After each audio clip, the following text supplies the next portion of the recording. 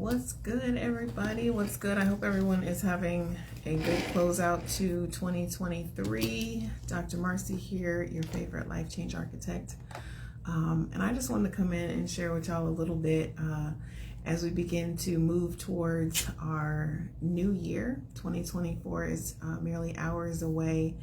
And I know you see a lot of the messages online about, I've seen in my timeline anyway, a lot of good stuff that has happened for people in 2023. I know it was a big year for me. Lots of exciting stuff happened for me in 2023. I think the biggest one, obviously, new location for me here in Dallas, Texas. It feels good being back in Dallas, but that was a big move. It was a big move in between lots of traveling and things like that. Amazing things happening with my business, some fantastic things happening inside of my family. So 2023 for me, all in all, was a good year. It was, like I said, exciting stuff going on. And I look forward to more of that in 2024, to be honest with you. The title of this video is Fourth and Goal. So for those of you who've been following me for a number of years, you know that every year I come up with a life theme, is what I like to call it. And I really use my life theme as kind of my North Star, my guiding point to keep me on focus, to pay attention to the things that I need to pay attention to. And that life theme, for me anyway, always aligns with what I want my outcome for the year to be. So again, for those of you who follow me, you know that my theme for last year was Break Every Chain. And what Break Every Chain was about was really truly letting go of a lot of stuff. Letting go of things that no longer serve me, letting go of old mindsets, letting go of some old people, letting go of some ideologies, some philosophies that I had, letting go of some expectations that I had for myself, letting go of some negative self-talk in some cases. So just a variety of different things. Break Every Chain sort of encompassed everything. And I encouraged my clients, I encouraged my followers on the various social media platforms to also break every chain. I had created programs under Break Every Chain and so forth. Number of blogs written about it. And so for me, that was to let go of and to begin to really start venturing out into some new arenas. And I did that.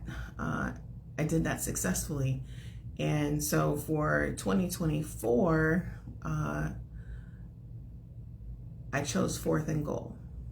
And I chose Fourth and Goal, number one, because as you know, I am a football fan, a Steelers fan to be specific, but I did watch the Cowboys game last night because, being here in Dallas, you kind of can't get around it.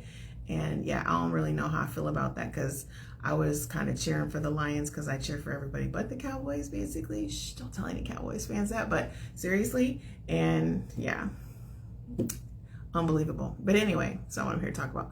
But so Fourth and Goal. But that's what came to mind to me, is that in life, sometimes we find ourselves in a position where we are fourth and goal. And for me, what that means is at my age, my stage in life, with the goals that I have, the ambitions that I have for my future, and what I want to see for my life for the next many years, or as long as I have, this needs to be touchdown year. We're already like right there at the end zone. Like at this point, I've done most of the things that I really wanted to do. I still got stuff on my bucket list, don't get me wrong, but as far as my business and things go, this is the touchdown year. This is the year to take all of the information that I've learned, all of the wisdom that I've gained over the years, and really truly kick it into high gear. And so, I called this live Fourth and Goal, what's the play? And so and I challenge each of you to think for this year, what's the play? What is it that you want to see out of your year? What do you want to see in your life? What do you want to see in your relationships? What do you want to see in your business? And what do you want to see less of? Because sometimes I think we get so focused on what we want to see that we forget that we're looking at a whole lot of stuff that we really don't want to be connected with anymore. And so sometimes you got to let go of some things in order to bring in some new energy, some new experiences. And I think I shared a post, I think it was today, where I talked about that some folks you're holding on to, you're worried, you're so busy trying to hold on to something or someone, and that something or someone is the very thing that's really holding you back. You have the potential to grow. You have the tools that you need to grow. You have what you need within your grasp, but you're so busy holding on over here that you can't grasp anything else. Your hands are full over here, and whatever you're holding on to over here isn't going to get you the results that you want. And secretly, a lot of times we know that. We know that, but we don't, for whatever reason, want to admit it. And so we invest ourselves, we pour into people who aren't pouring back into us. And not to say that every relationship has to be tit for tat or 100% reciprocation, but at some point when you know, and y'all know the difference, y'all know the people who you just pour into and you pour into and you pour into and you give to, and you're there for them and you got their back. And then when you need the littlest thing, they're ghosts, it's crickets. They're nowhere to be found.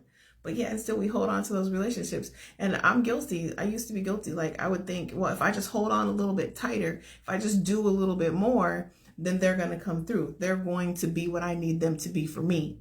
And what I realized was, number one, I was choosing people who didn't have that capacity. And I don't know if I didn't take the time to look at that, or if I just didn't want to see it. But a lot of times that was the case. I picked people, and people were attracted to me who needed something from me, but they had no capacity to give in return anything back to me, or to pour into me emotionally or spiritually or any sort of way, let alone financially, right? So that's what Fourth and Goal is all about. What's your play going to be for 2024? And so I shared another post, I think, night before last, yesterday morning, something like that. And I was sharing with y'all that I had a really sleepless night. I didn't get to sleep until I fell asleep finally about 6:30 in the morning. And, it was one of those nights where I had no choice but to get up and start working on the vision that was being poured into me. Sometimes we ask for stuff and we want God to help us in certain ways. And then when he gives us what we're asking for, he gives us the blessing that we've been asking him to give us, we're not prepared, or it comes at a time, like for me, that was not convenient. Midnight to 6 a.m. was not convenient. I had been up all day. I was tired. But what I needed, the very thing that I needed, was what I got, because I was sharing with a good friend of mine that I was telling her that, going into 2024, I was like really, really contemplating, what do I want out of 2024? What do I need this year to be? And the only thing that I kept coming up with is, this has to be it. For whatever reason, there's a sense of urgency. This has to be it. And so I don't know if part of it's my age or whatever, but like I said, when I was up and I couldn't sleep, and I finally had to just get up, and I literally this is my notebook. I came into my office in here. I was in bed. I came into my office. I grabbed my notebook, and I literally just started writing down all the things that came to me in that moment. And this was all while I was trying to sleep unsuccessfully. But once I settled into it and I submitted to the process, so many things became clear to me. So many things that I had been struggling with, trying to figure out, okay, how does this piece fit with this piece, and how does this fit with over here, and can I move this, and how does all of the stuff go together? By the end of that, I knew, like I saw at that point exactly what pieces needed to be moved and what needs to go where. And so now for me today, when I do my end of the year planning for the next year, I already have the outline created. And so it's going to be a lot easier now to go in and be able to really start the year off ahead of the game versus trying to gather all the stuff. What I realized when I went through that process was that I already had all the stuff. It's just not in the right places, and it's not organized the right way that I need it to be for it to get to that touchdown level. And so 4th and goal, we're at the end zone. We have to score. And that's what 4th and goal is all about. So that's my life theme for 2024. I wanted to share that with everybody. You'll start seeing that on posts. You'll start seeing that on my social media. You'll start seeing that all over the place, hearing me reference it in other videos.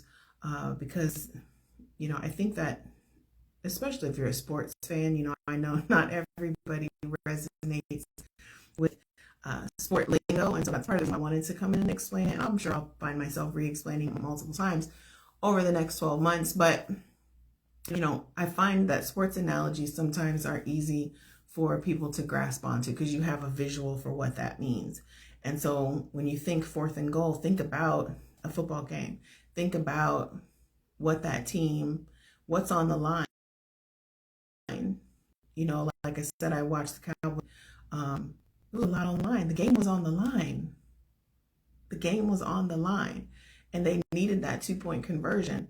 You know, so what's the call? How are we going to make that happen to cross the threshold? We ain't even going to talk about the referee. We ain't going to talk about none of that. That's not the point of this. But that's what happens. And you see that a lot in sports. And so I think if we could start thinking of our goals and our objectives the way we do planning other activities, especially if you've ever been an athlete. I haven't, self-confession.